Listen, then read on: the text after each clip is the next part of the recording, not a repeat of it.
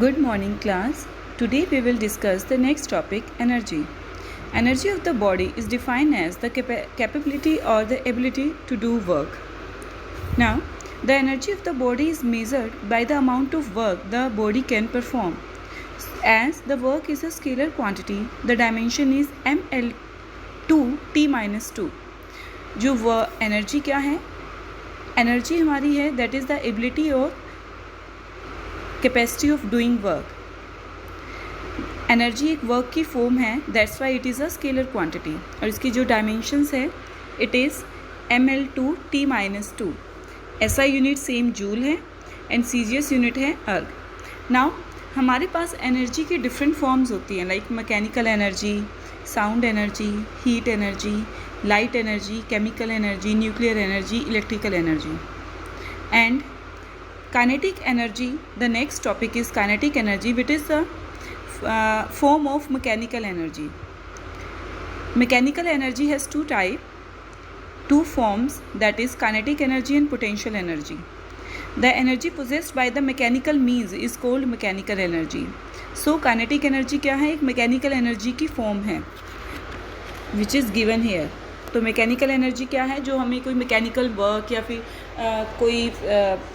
कोई मोशन है या फिर कोई मैकेनिकल वर्क हो रहा है, वहाँ से जो हमें एनर्जी मिलती है उसे हम मैकेनिकल एनर्जी कहते हैं. और काइनेटिक एंड पोटेंशियल एनर्जी इसके टू फॉर्म्स हैं. नाउ हमारे पास अनदर यूनिट्स ऑफ एनर्जी भी है. This is the 1 electron volt. 1 electron volt क्या होता है? It is the form of energy. It is that amount of potential with which the electrons are drifted. That is 1 electron volt. That is 1.6 into 10⁻⁻19. 1.6 into 10⁻⁻19 is the charge on electron into joule. तो हम इसको 1 electron volt को इस तरह से लिख सकते हैं. Now 1 calorie, that is a form of the heat which is the form of energy. heat भी एक एनर्जी की फॉर्म है जिसे हम कैलोरीज में मेज़र करते हैं. तो 1 calorie is equal to 4.186 joule. Now 1 kilowatt hours. 1 kilowatt hours is equal to 3.6 into 10⁻6 joule. 1 kilowatt hours है हमारी electrical units.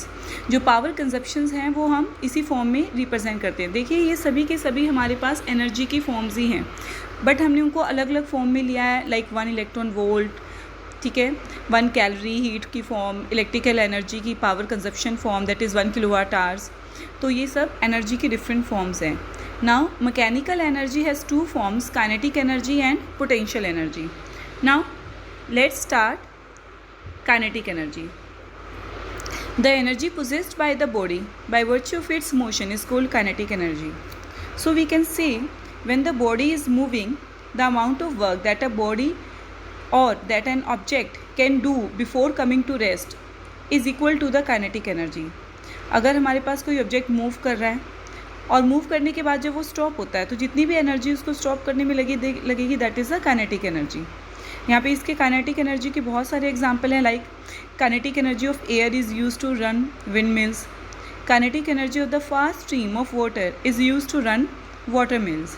So there are many examples of kinetic energy. Ultimately when the object is in motion, the object will possess some energy and that energy is called kinetic energy. Now let's find out the relation for the kinetic energy, that is expression. So first of all we have considered the object. Here is the object having mass m and initially the object is at rest. That's why the initial velocity is 0.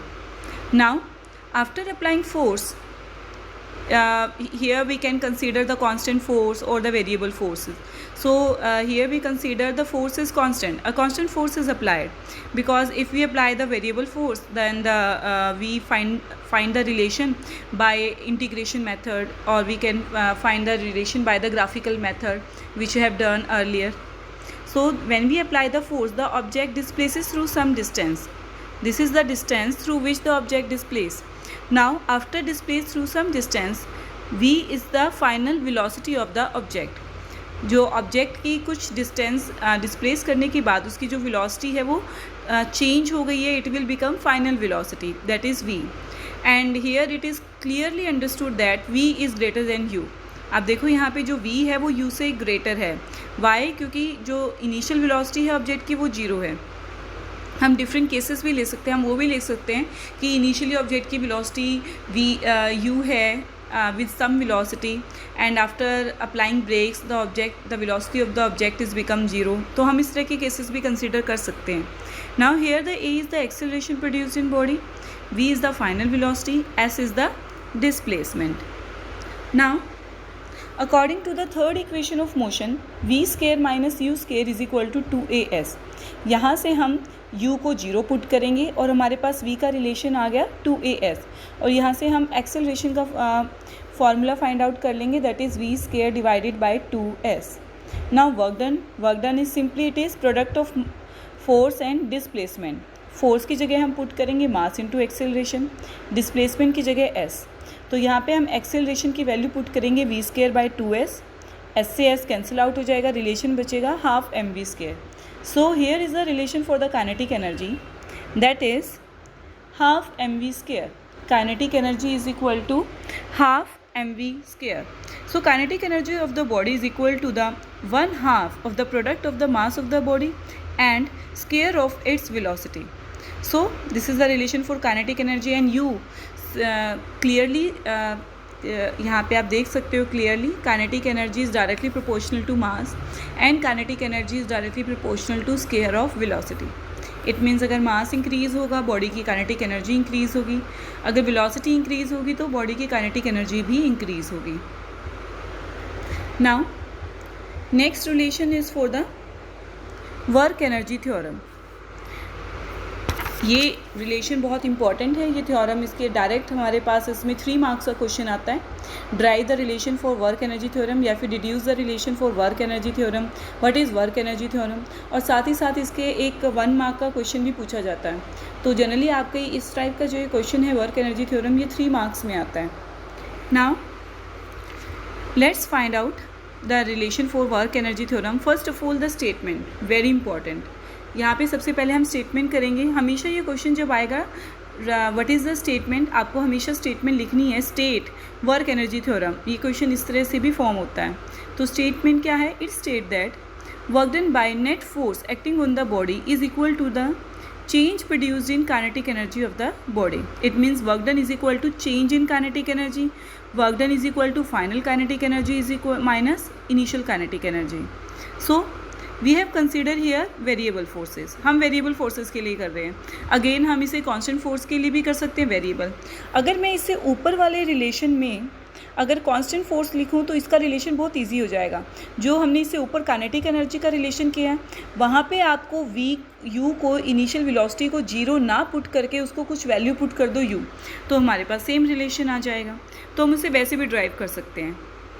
Now let's start for the variable forces. Suppose a variable force f act on the body of mass m produces the displacement d s. Now work done क्या हो जाएगा यहाँ से f into d s. F into d s cos theta must be equal to f into d s because object and the force both object the displacement of object and the force both are in same direction, so theta must B 0.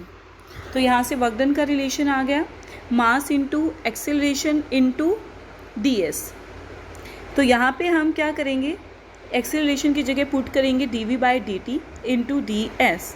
ds is the small change in displacement for which the force must be considered as constant. ये वही case है जो हमने graphical method में किया था variable forces के लिए, कि हम वो स्मॉल डिस्प्लेसमेंट कंसीडर करते हैं जिसके लिए हम फोर्स को ऑलमोस्ट कांस्टेंट कंसीडर करके चलते हैं. दैट्स वाई हमने यहाँ पे ds कंसीडर किया है. क्लियर? नाउ अब हमारे पास है dv. अब इस dt और ds की टर्म को हम एक साथ कंसिडर करेंगे तो हमारे पास यहाँ पर रिलेशन आ जाएगा m into v by v, क्योंकि ds बाई dt किसके इक्वल होता है? v के इक्वल. सो यहाँ से आ गया हमारे पास m v into d v. Now again अब हमें क्या करना है, हमें टोटल क्या वही हमने जैसे वहाँ पे कंसीडर किया था, हमने एक स्मॉल स्ट्रिप के लिए कंसीडर किया था, यहाँ पे हम स्मॉल सेगमेंट के लिए स्मॉल डिस्प्लेसमेंट सेगमेंट के लिए कंसीडर करेंगे. और उसके बाद हमें जब इनिशियल से फाइनल कैलकुलेट करना है तो हम उसको थ्रू आउट इंटीग्रेट कर देंगे. तो यहाँ पे हमने ऐसे ही किया है, हमने स्मॉल कंसीडर कर लिया, उसके बाद उसे इंटीग्रेट कर दिया and that is equal to total work done. तो यहाँ पे लिमिट आ गई from initial velocity to final velocity m into v into d v. So m into v into d v. अब हम यहाँ पे इसको इंटीग्रेट करेंगे। जो v का इंटीग्रेशन क्या होता है, हम ऊपर पावर यहाँ पे 1 है, 1 में 1 प्लस करते हैं तो यहाँ पर आ जाएगा v स्क्वायर, और जितनी पावर ऊपर होती है उसी से हम डिवाइड करते हैं तो यहाँ पर आ गया 2, तो v स्क्वायर बाई 2। अब हम इनिशियल एंड फाइनल यहाँ पर जो लिमिट्स है पुट करेंगे, half m v square minus half m v square, तो यहाँ से वर्क डन आ गया। हाफ एम वी स्क्वायर क्या हो जाएगा, final kinetic energy, half m u square क्या हो जाएगा, initial kinetic energy, that is change in kinetic energy, which is the work energy theorem. So work energy theorem क्या है, work done is equal to change in kinetic energy. So this is the relation for the work done. Now let's start some numerical portion. Numerical first, the body of mass 5 kg initially at rest is subjected to a force of 20 Newton. What is the kinetic energy? Mass given है हमारे पास, यहाँ force given है, क्योंकि object initially rest पर है तो u को 0 consider करो। टाइम इज़ 10 सेकेंड, तो यहाँ से एक्सेलरेशन आ गया 4 मीटर पर सेकेंड स्क्वायर, और यहाँ से हम v कैलकुलेट कर लेंगे u plus 80 that is 40 meter पर सेकेंड। सो काइनेटिक एनर्जी हो जाएगा half m v square that is 4000 joule.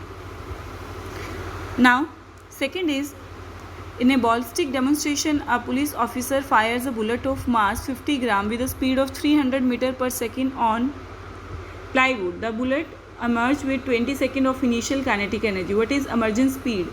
Speed हम easily calculate कर लेंगे। हमें kinetic energy की यहाँ पे वैल्यू गिवन है तो हम उसको डायरेक्ट फार्मूला पुट करके यहाँ वैल्यूज़ पुट कर लेंगे। Now third one, a bullet weighing 10 gram is fixed with a velocity of 800 meter per second. After passing through a mud wall 1 meter thick, its velocity decreases to 100 meter. Velocity decrease हो रही है। Now find the average resistance offered by ball. तो हम पहले मास को convert कर लेंगे kg में। u हमें गिवन है, v भी गिवन है, जो वेलोसिटी है वो डिक्रीज हो रही है, s है 1 मीटर। वर्क डन क्या हो जाएगा, negative, that is half m v square minus half m u square. यहाँ से देखो वर्क डन का फॉर्मूला ये भी है, force into displacement, and according to the work energy theorem it is also equal to half m v square minus half m u square. तो यहाँ से हमारे पास दोनों रिलेशन आ जाएंगे, और अब हम इन दो रिलेशन का यूज़ करके एफ कैलकुलेट कर लेंगे। तो हमारे पास ये आ गया 3150 न्यूटन।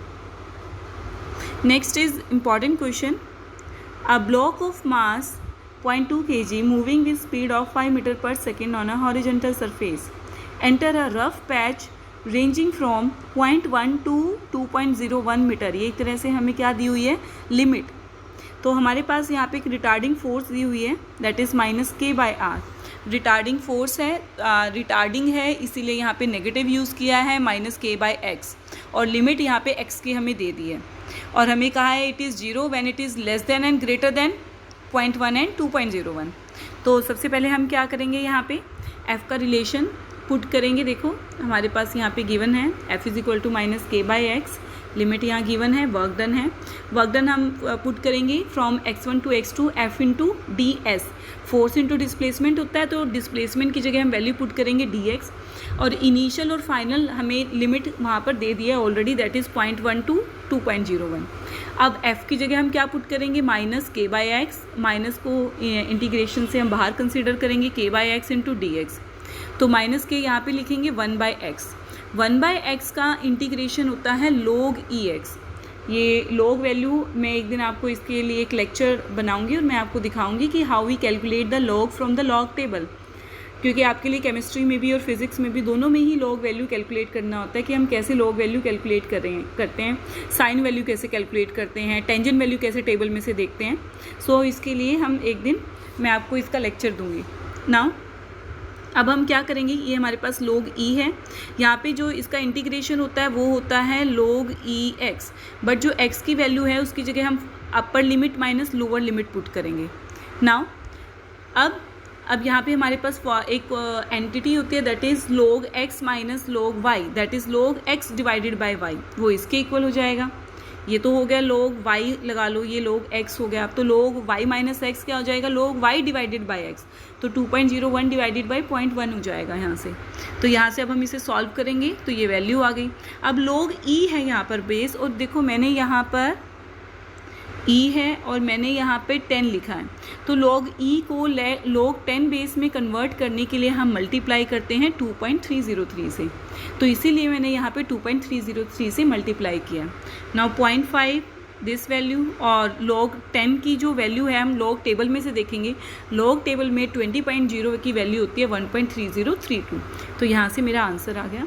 नाउ अब हम जो वर्क डन का है वो half mv² minus half mv² के यू की स्केयर के इक्वल होता है, that is work energy theorem. यहाँ से mv² से हम इजीली वेलोसिटी को कैलकुलेट कर लेंगे। So this question is very important question. Now next question के बिल्कुल सिंपल है, काइनेटिक एनर्जी के लिए रिलेशन निकालना है आपको। Next is also a ball bounces to 80% of original height, what fraction of mechanical energy is lost and where does the height goes.